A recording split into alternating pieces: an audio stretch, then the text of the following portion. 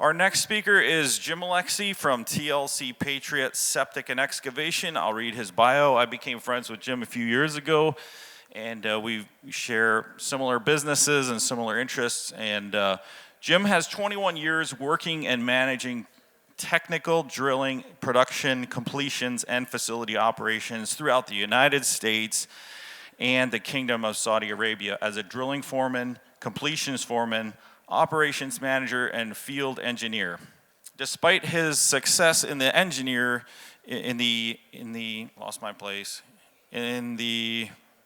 sector, Jim's desire for professional growth and investment beyond the oil and gas industry took him down the path of starting his own septic and excavating business.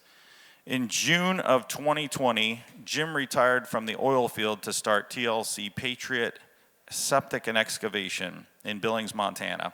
In less than 3 years, Jim has taken his startup company in 2020 and quickly built it into a profitable multi-million-dollar septic, cistern, service, and excavation business. Jim brings in-depth understanding of market analysis, technical competence, and vision that has allowed him to uncover significant long-term opportunities in the water and wastewater industries. Jim's real competitive advantage is his knowledge, creativity, credibility, and honesty. These age-old business values have won TLC Patriot a growing market of over 5,000 satisfied customers in Billings and beyond. Jim is currently designing and developing a technologically and economically advanced wastewater depot that is getting traction across Montana to help take the loading off of local municipality wastewater treatment plants. Please welcome Jim Alexi.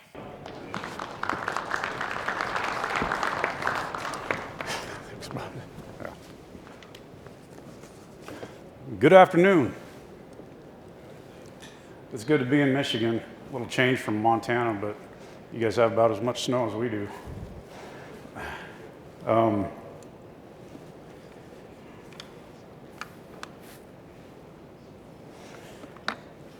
That was a big introduction, but really I'm just a poop pumper.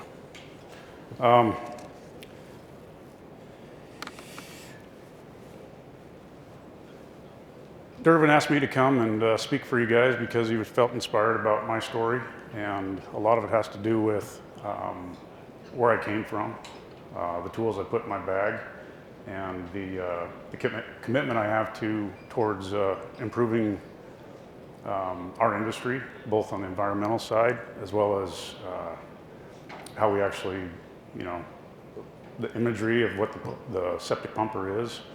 I also help expand the tools of the bag, so to speak. Montana's about 10 years behind the times, so I've had a good opportunity to stand out in that field. We moved to Montana specifically because of that industry. Just in Flathead County alone, over by Glacier National Park, there's 30,000 septics in one county. But we also have waters and lakes that are starting to become compromised with pollution from septic systems. So there's a big opportunity to work in that field too. So through my experiences, I've been able to develop a business with a lot of depth. And Dervin wanted me to come and speak on behalf of my experiences and share with you what I've done to be successful.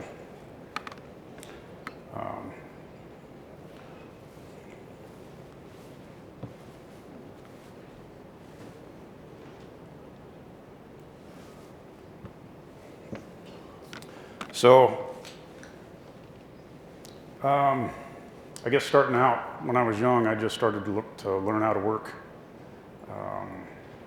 with my hands. Survival became instinct for me because I grew up in a broken family, and I had two sisters and a mother, and we moved all over the place. And then that changed when my mother got remarried. We moved to a ranch in southeast Idaho where I continued being raised on a ranch. And it was at that point where leadership, male figure leadership, became really important. I had a man stand up in my life and bridge the gap there and showed me, that you can do something with your hands. And kept me accountable for my actions and probably kept me out of trouble too. He helped me to show me that I have the freedom to be curious and learn through trial and error. I've always had an engineering heart, and he really pushed me to move forward with that in my education through what we were doing on the ranch. He showed me how to have a never give up attitude. He pushed me into sports and helped me build a reputation in our community for commitment and integrity and service. And then I earned a athletic scholarship and an academic scholarship to go to Idaho State, where I studied mechanical engineering. And then from there, this farm boy, moved to Santa Monica, California, and worked for the city of Los Angeles as a civil engineer. And that lasted about 10 months, because I could not stand to sit in a cubicle forever. I did grow hair down below my shoulders though, and so half of my family has always been in the oil field, and very successful in the oil field, even around the world. And so my grandfather's advice to me was, move to Rock Springs, Wyoming, and don't tell anybody that you're an engineer. That was probably the best thing that I could ever do, because I did. I moved to Rock Springs, Wyoming, and he got me a job there. That was back in the days when you could just walk in and start working that same day. And I gained the nickname Hollywood from my long hair and where I'd come from. And the long hair lasted a day before I cut that off.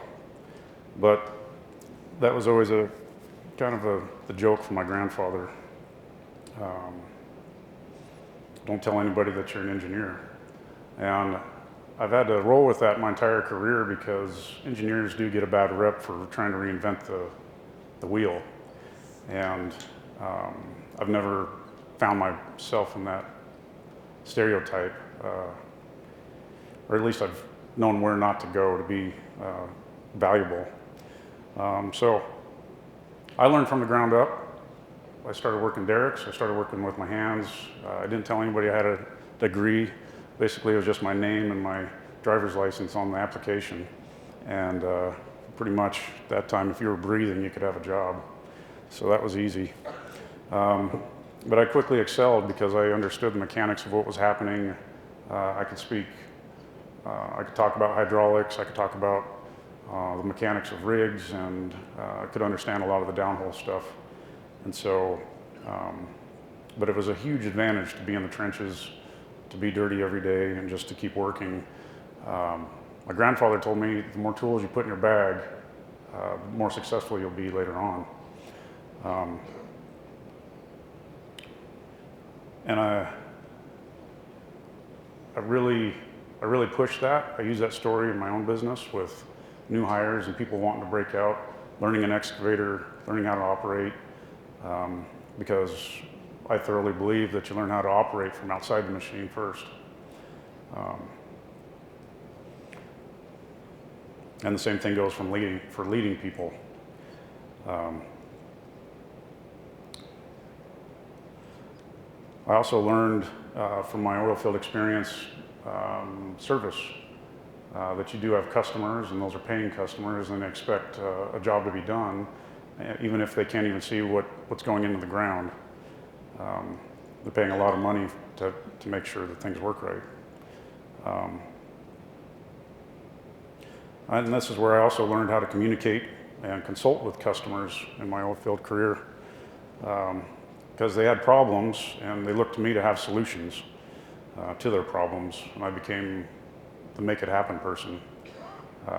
In my single life in the oil field, as I started to develop my skills, and eventually hired on with a company that did a better background check than just a name on an application, and found out I did have an education.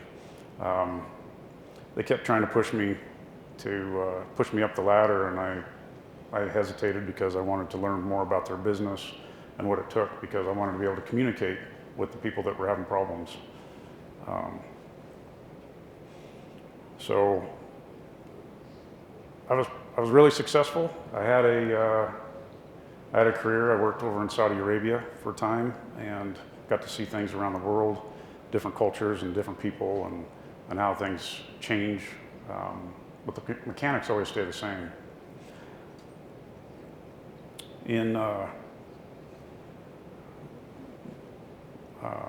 One of the things that pushed me to move around were highs and lows of the industry.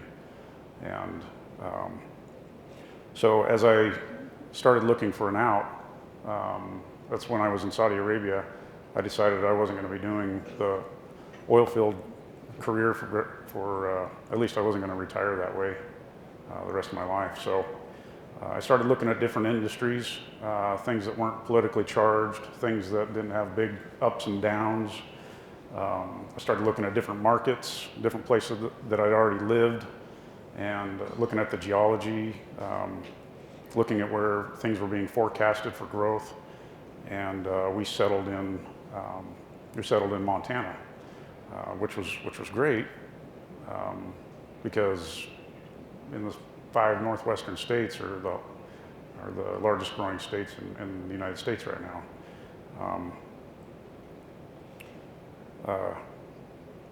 So I also started putting together a business plan, knowing that one day when we did have another tank in the oil industry, that I'd be able to hit the ground running and be competitive and marketable. This was also when we decided to move to Montana.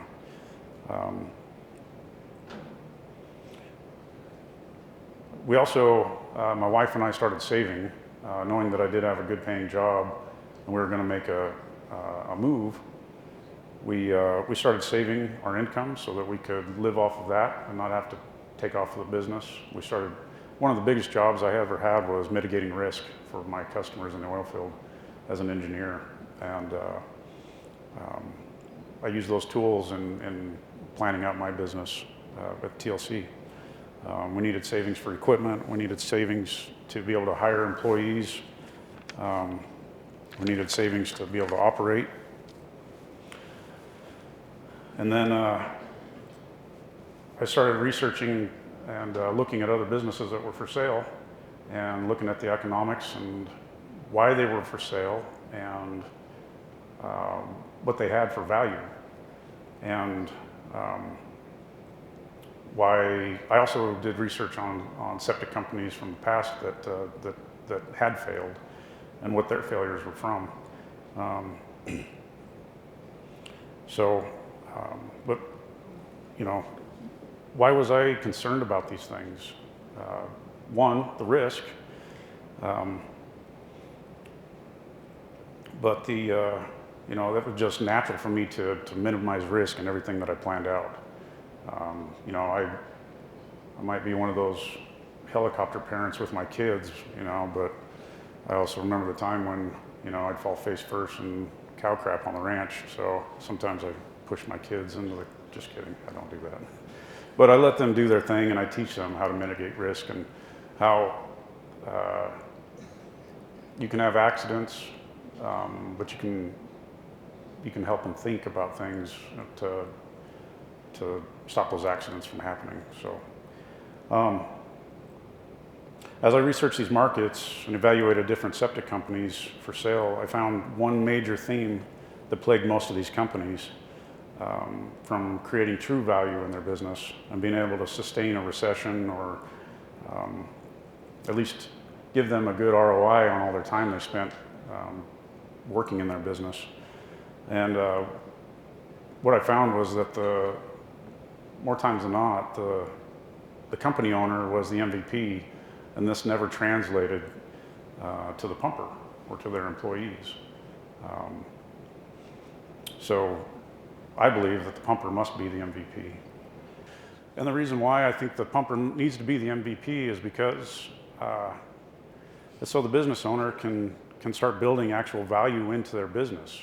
You know, I don't want to waste my entire life working in a business for a paycheck to turn around and try to sell it and I'm the value, because when I leave, there's nothing worth buying. Maybe some assets. These companies came with a big price tag, but they had no value built into them. Equipment was usually outdated, and I call it clapped out, but tanks were in poor condition. They probably need to be rebuilt, or they weren't even running. Their systems were dilapidated in that they were nothing more than like a Rolodex with contacts on the desk, and nothing for scheduling. They had a book that was just their scheduler, and so the company owner knew everything that was going on, but he didn't have a way to communicate that to the rest of his business, and so everybody would call him, and he spent most of his time on the phone instead of doing the work. And there was also little value in their branding. The owner actually was the brand. So how do you go about making the pumper the MVP?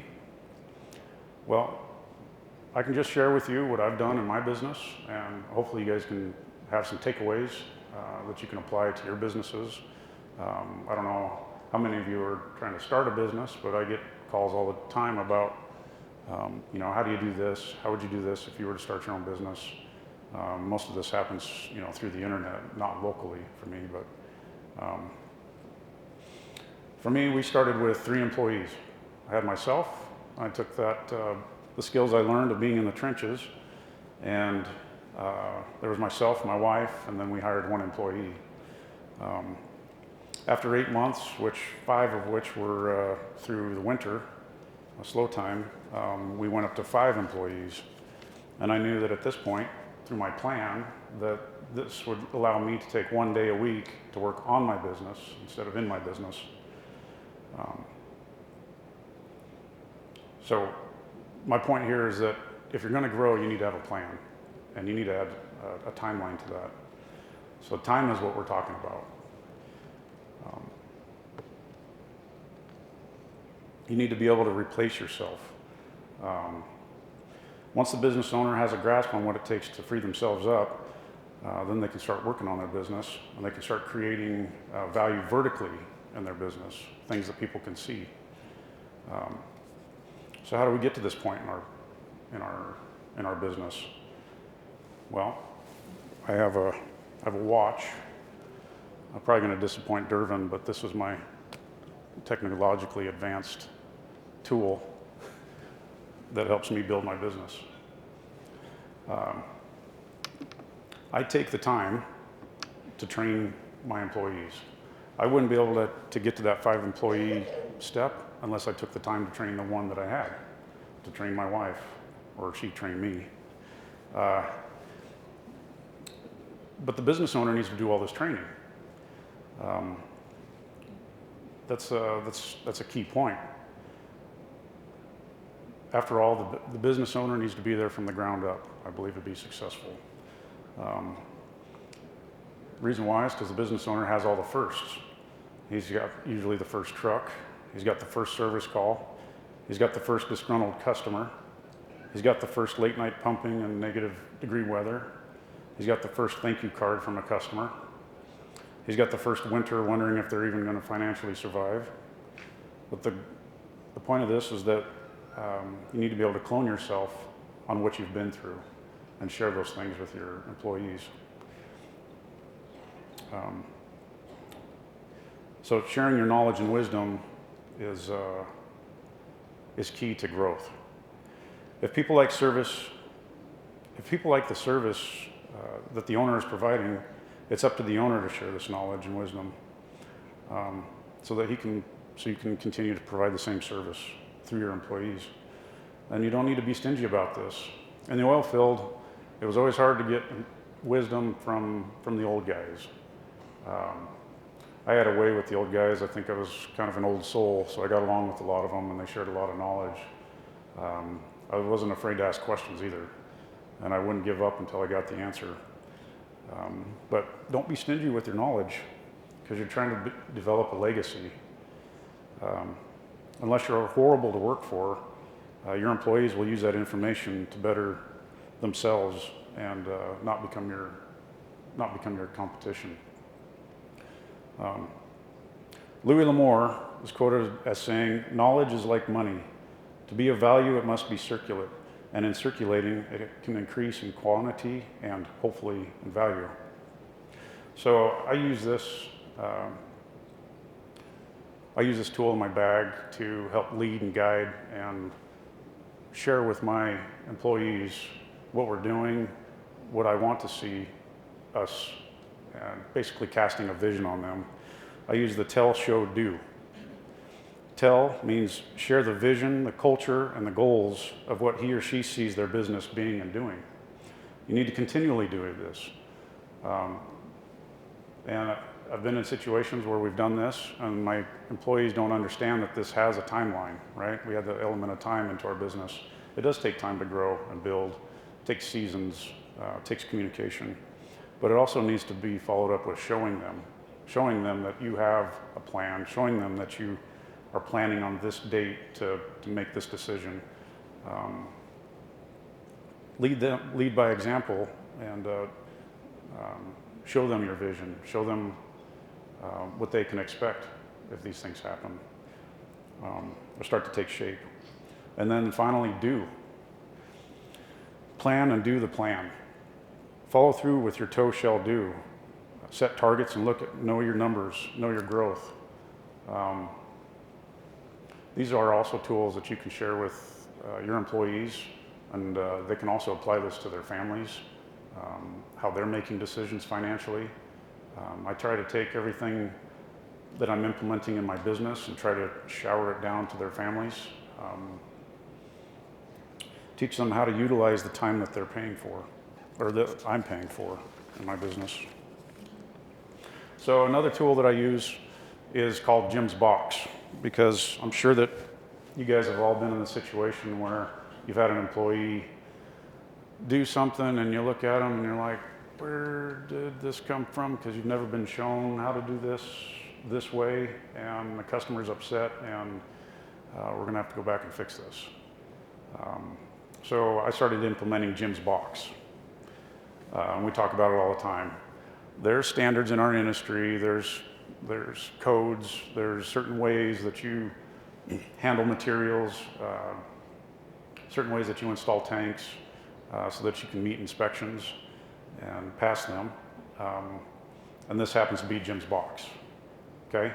As long as you stay in Jim's Box, you're gonna be okay. The second that you step out of Jim's Box, then we're gonna talk. And we talk about retraining or parting ways. And that's been a useful tool for helping them understand and also seek out what the codes are and pay attention when I'm listening to, when I'm talking to them about how things should be done. Then there's no surprises on my end. I've seen the surprises pretty much go out the door, but then it's funny because I have my superintendent's box, and then I've got my lead pumper's box, and I've got all these other boxes that I've started developing, but they all fall within Jim's Box, which makes me feel safe. And it helps me understand that they're their own person and they like to do things a certain way, and they're growing.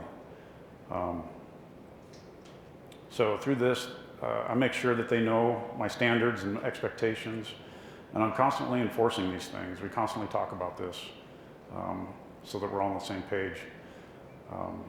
It's all right if they do deviate, as long as they're growing and we're staying inside Jim's Box.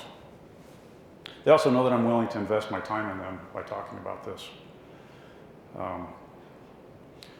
Also, so the next one would be just investing my time. You know, we're talking about time.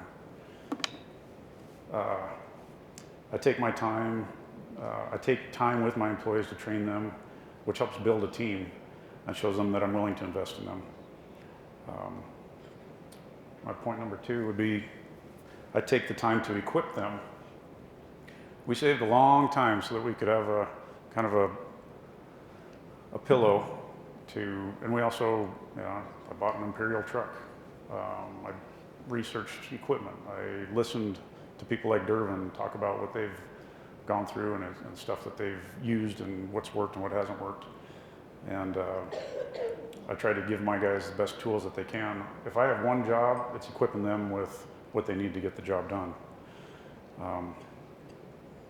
So as much as I'm able to, I make sure that their trucks are all set up with everything they need so that they can show up on site and ready to go. A customer can definitely tell when you're not prepared, and that just winds up being a conversation when the bill comes out with them. I also want confident employees.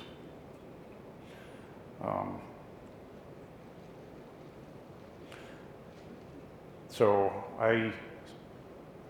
one thing that we do is every Thursday morning for an hour, I pay for my employees, and we have a training session.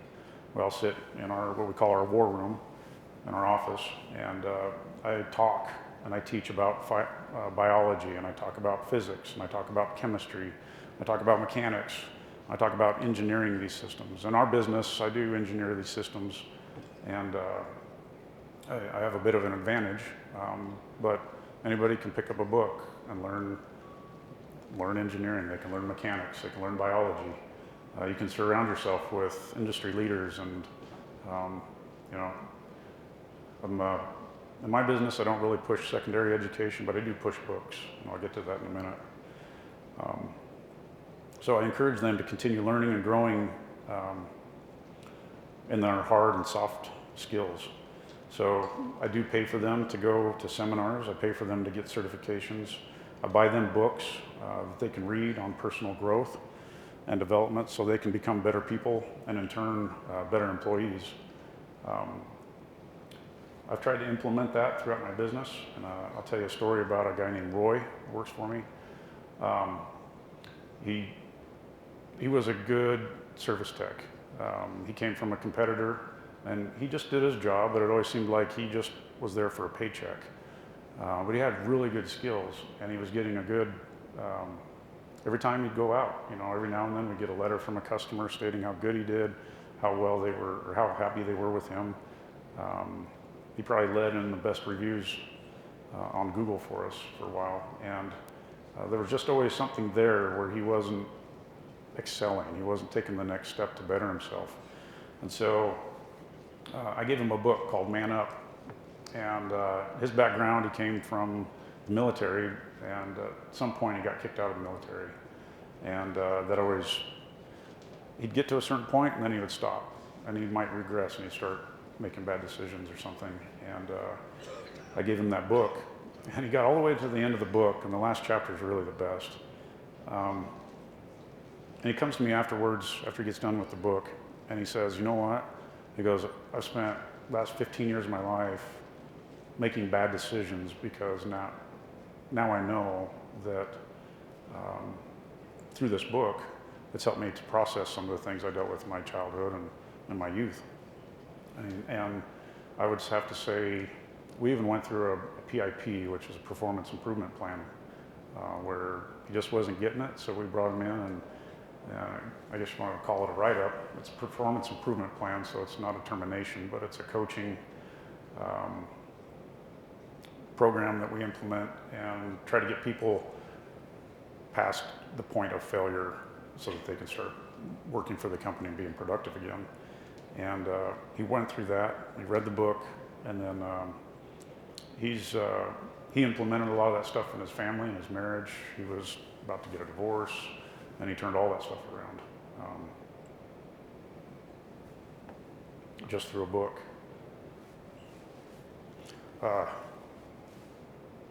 Sorry, it's a little tough for me because in our business, nobody's a number. He just came to me last week and said he's going to go back in the military, which is, that's a big decision for him and his family. But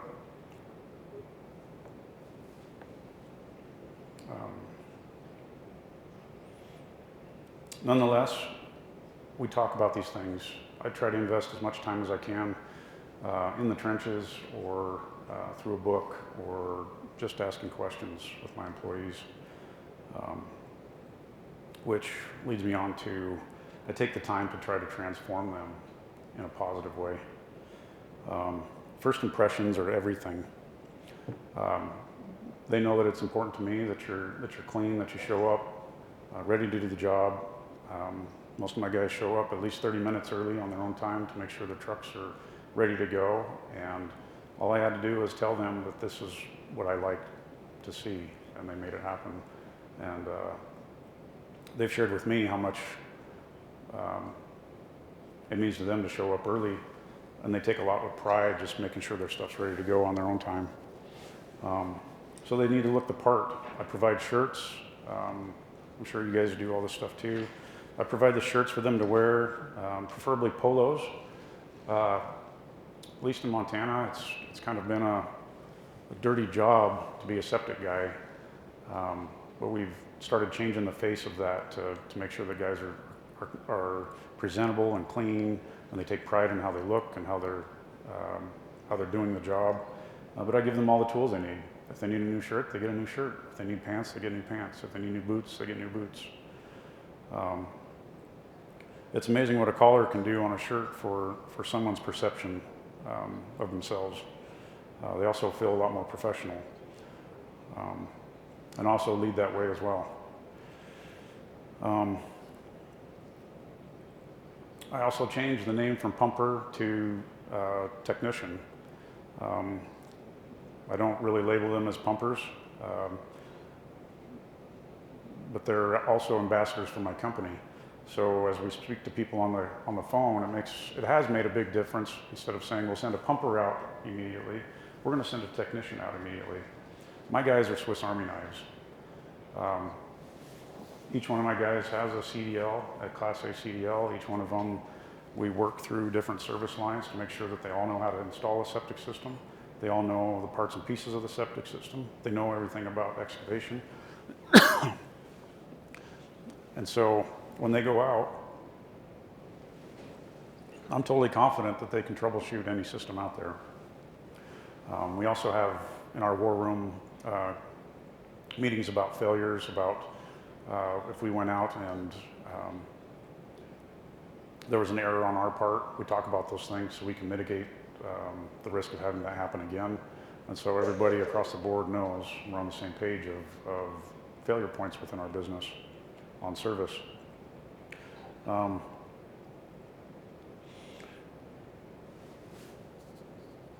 also give them business cards. Doesn't seem like a whole lot, but for one, that's a marketing tool for me because it has our phone number and our name and everything on them. But it also gives them something they can take home, they can be proud of. You know, business cards these days aren't that expensive, and so that's been a really cheap way of investing in them and showing them that we take pride in our employees. We can send them out there and they can give something to the customer.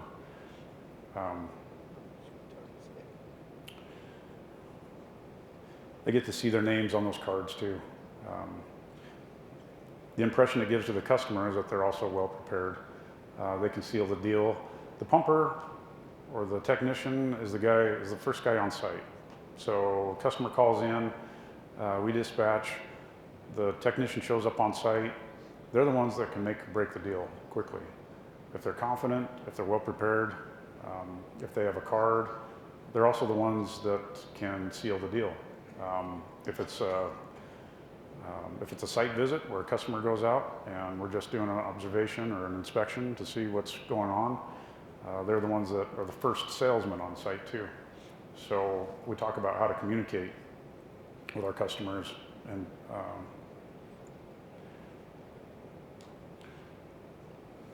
we also, something that I do is if we have customers call in, we always let the customer know the technician's name.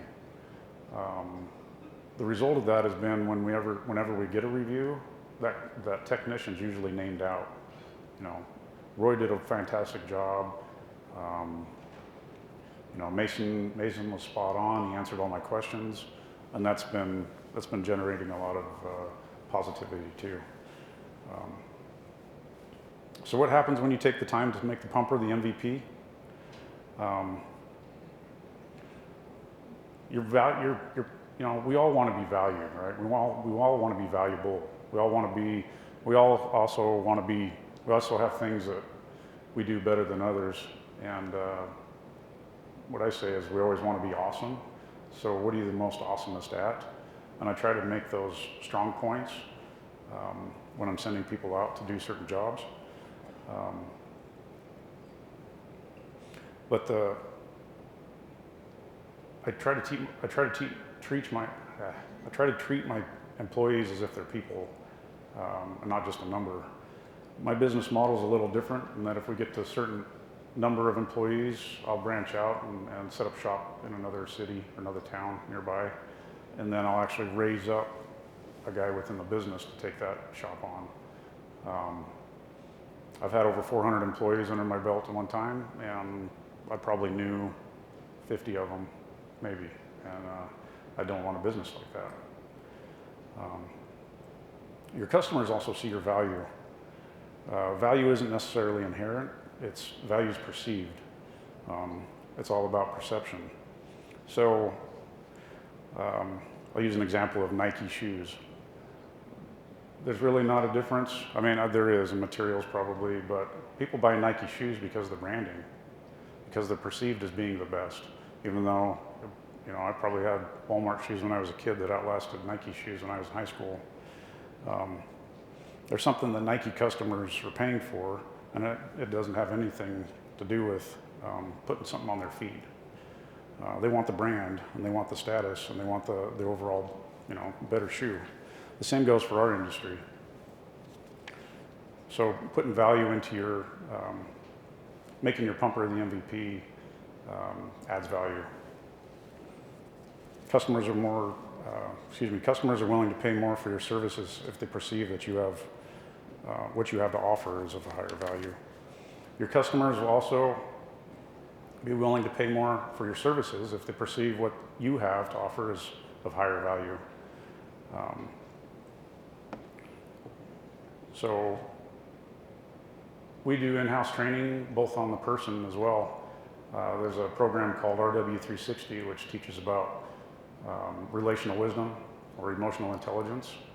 We understand that in our business, we speak to a lot of people every day, but we don't know if their grandfather just died and their septic's failing. We don't know if the husband just walked out. We don't know any of those types of things. What we do know is that when we show up, we need to have the answers, and we need to be caring, and we need to follow through with what we say we're going to do. And so through this training that I've implemented in our business, we stop and look and listen. We got other awareness, self-awareness, and then situational awareness. And that has really helped us to provide a better service overall. It's also, I guess, in a sense, been ministry to our customers. Word of mouth goes a long ways when we're talking about how people were serviced. I mean, I do have reviews where, well, we just had one 2 weeks ago. A lady had called, her husband just had a couple strokes. She had, they put him on hospice, her lines were frozen.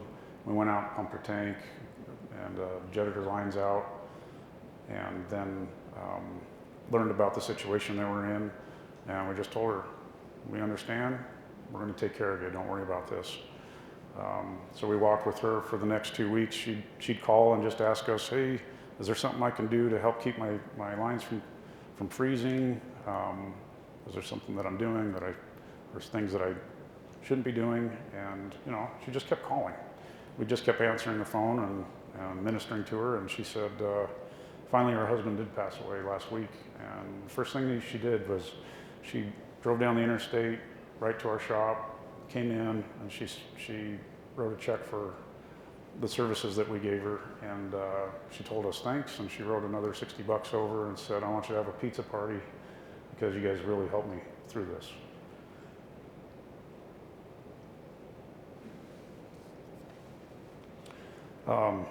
If you can implement these things, and I'm just speaking from experience, then your business tends to build value. Once the business owner can make time to work on his business instead of in the business, you can plan for future expansions and growth and possibly even franchise your branding or your business model out. It starts with laying the foundation with your pumpers first, I believe. or your technicians, growing from there. Creating value for customers means providing useful products and services that customers consider worthy of their time, energy, and money. For customers to find value in a product or service, its perceived benefits need to outweigh its cost. They need to feel like they're getting a good deal.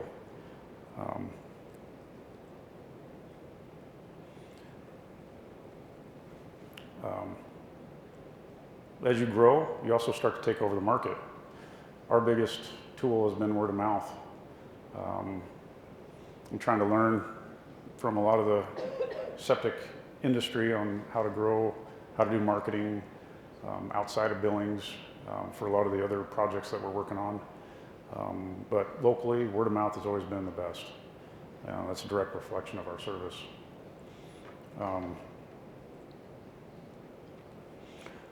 As you take over the market, you can gain more employees, more equipment, more services, more solutions, and more referrals. I like my business, my growth model, and that when I get to a certain amount of employees, I'm going to look at branching out to another shop and sending one of my guys out to run their own shop, so that I'm still in the trenches with them and raising them up from the ground up. It just makes sense to me. More service lines. I've always thought, well, I've known that if you're going to be competitive, and I'm speaking before I started my business, I was doing all the research on stuff. It's highly competitive where I'm at, and there's quite a few pump trucks, and I wanted to come up, and when you're in a new area, blood's thicker than water in a lot of ways, and especially in business with family businesses. But I knew that I needed to be competitive, and so I needed to look a mile wide and a mile thick from the get-go. And so I knew that we wouldn't just be pumping tanks. We would also be capitalizing on everything the pumpers find, because there's a ton of opportunity to upsell.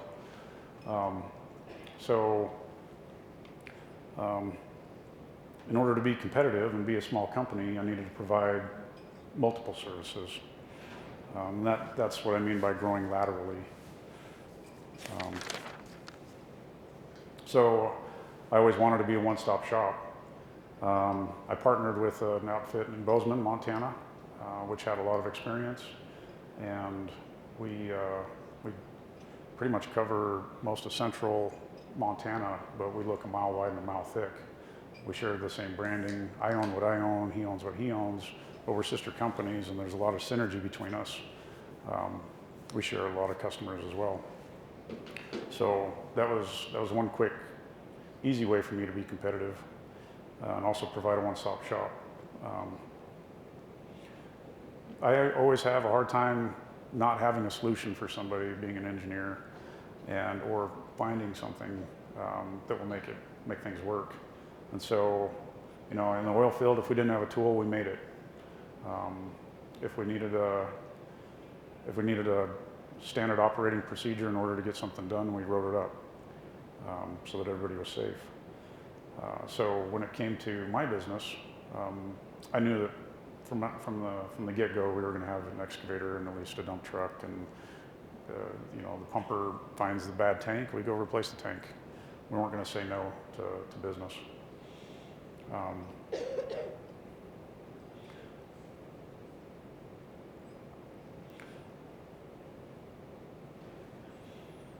So within my business, I always say the sky's the limit as far as growth goes.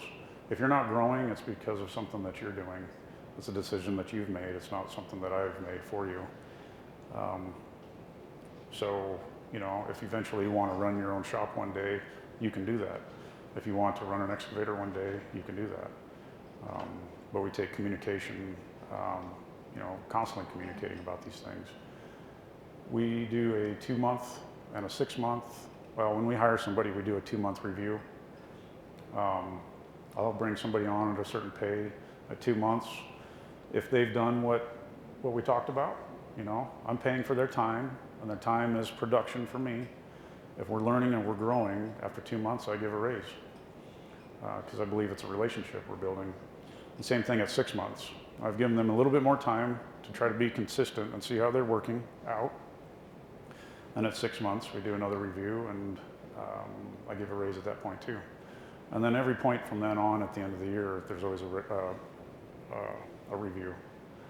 So, you know, I generally don't have, I would say I don't have an employee problem. In 2022, I don't know if you guys were cursed with no employees and no CDL drivers, but we were in a bad spot in Montana. And so I became a federal test facility, training facility for CDLs within my business. So there's really no reason why anybody would not have a CDL in my business other than they just don't want one. But we always reward those that want to get one. I would say I have one, and he's in the military and he's not going to be with us forever, so he's decided not to get one. But there's always open doors there. Something else, I knew that we wouldn't be competitive unless we had value in systems. Systems was something that was lacking in those previous businesses that had failed or had no value to buy. So we started implementing systems. There's a lot of stuff out there, softwares and stuff that can help you manage your business. We keep it simple. We have data and we use paper for backup. But I have a lot of time building systems within our business to help manage and maintain equipment and manage employees and customers. So that's, when I look at a business, I'm evaluating a business, I look at the type of systems they have in place first. Usually they're a reflection of the leadership and the management, or the owners. Also, something, we probably all struggle with this at some point, but I'm not afraid to charge more than my competition. Because, well, I know what my numbers are, I know what we need, I know what our burn rate is, and I know what we need to make to pay our bills. But as a company, we're generally we are more expensive, and we charge at least $100 more than our competition to pump out a tank. But we don't struggle to stay in business. And a lot of it has to do with how we show up on time, how we present ourselves, how we answer questions, the solutions that we have for problems. And we're building a solid customer base that way. You know, we're targeting most of the customers, and I'll get to, there's customers that are willing to pay that, and there's customers that just can't pay that, and I'll get to that in a minute. But most of the customers that we have, you know, are buying the Nikes, so to speak. But they understand value. They understand that when they call, we're going to answer, whether it's 2 o'clock in the morning or on a weekend or Christmas morning or anytime. So they're paying for professional service. But we're also taking over more of the market that way. We've also, you know, coming from a professional standpoint, I spend a lot of time with real estate agents. I go and I teach about biology and septic systems with realtors for buyer-seller transactions. You guys are talking about doing inspections, and we definitely do those in Montana, but we don't have anything controlling that or how they're done. Most of the time I'm getting a phone call to consult on an inspection that a home inspector did with running a camera down the transfer line to the tank, and that was it. You know, they're wondering why their septic's failing if they had this inspection done. You know, so we've got our own problems in Montana. But I also don't undercut. I feel like, and I'm talking to everybody here, you may be in direct competition with each other, but undercutting only benefits the customer and never benefits the market. The truth is, a rising tide lifts all boats. JFK said that. We can still be competitive with one another and raise our profits in this necessary industry, If your customers perceive greater value in the service that you offer, profits will increase, the markets will catch up. We can still be competitive with one another and raise profits together in this necessary industry. And that's what's generally starting to happen over where we're at.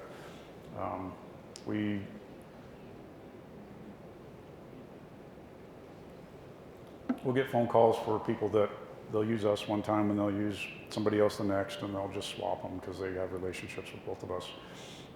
And we always get, oh, you guys are more expensive. And you know, these last few years we've been seeing that everybody else is starting to raise their prices up too. You know, economy, inflation, all those things are starting to cause those things to go up. So we might go up too, but right now we're good. But that's how I see undercutting. It blows the market out. But we try to be a leader in our community. By knowing what our numbers are, by charging for what we're worth and charging for our value, when we do get the customers that, you know, they can only spend, you know, $150 on a pump job, we'll cover the rest because because of how we're built. And we still continue to retain that customer. It helps to build a pillow for the benevolence. We call it the benevolence fund, but honestly, I feel like our business is a ministry in a lot of ways, and those are some of the best customers, I'll have to tell you. I don't even know what time it is, but so in conclusion, I took an exit out of the oil field after 20 plus years, and I wanted to start a business that would be recession-proof, one that would build value and one that would build a legacy. I knew that my people were my number one assets, and to make all of this happen, and that they would need me just as much as I would need them. In order to be successful, I needed to minimize risk in every failure point that I found within my industry, and I needed to break out as a top competitor in my market. The best advice that I heard of from sitting in these seats, from a man up here telling me about how to build a business, was take the technology on your wrist and learn how to control it, because you'll never get that time back. The growth, sustainability, and value of my business is a direct reflection of how much time I give it, starting with my people, specifically my pumpers. Lastly, TLC stands for the love of Christ. And Jeremiah 29 says, "For I know the plans I have for you, declares the Lord. Plans to prosper you and not to harm you. Plans to give you hope and a future. So be good stewards of your time." Thanks.